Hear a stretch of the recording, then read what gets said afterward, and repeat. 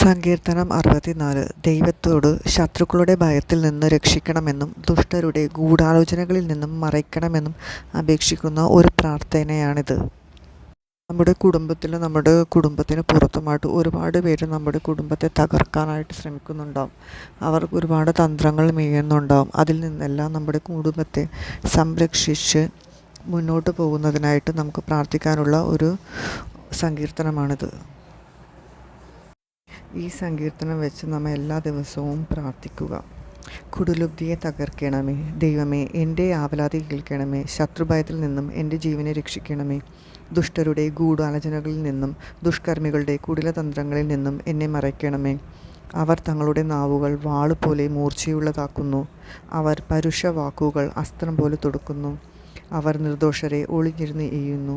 പെട്ടെന്ന് കൂസലൊന്നിയെ എയ്യുന്നു. അവർ തങ്ങളുടെ ദുഷ്ടലക്ഷ്യത്തിൽ ഉറച്ചു നിൽക്കുന്നു. എവിടെ കിണിവയ്ക്കണമെന്ന് അവർ ആലോചിക്കുന്നു. അവർ വിചാരിക്കുന്നു, ആര് നമ്മെ കാണും? നമ്മുടെ കുറ്റകൃത്യങ്ങൾ ആര് കണ്ടുപിടിക്കും?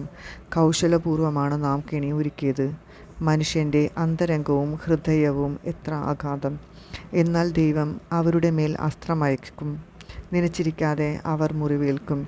അവരുടെ നാവ് നിമിത്തം അവിടുന്ന് അവർക്ക് വിനാശം വരുത്തും. കാണുന്നവരെല്ലാം അവരെ പരിഹസിച്ച് തലകുലുക്കും.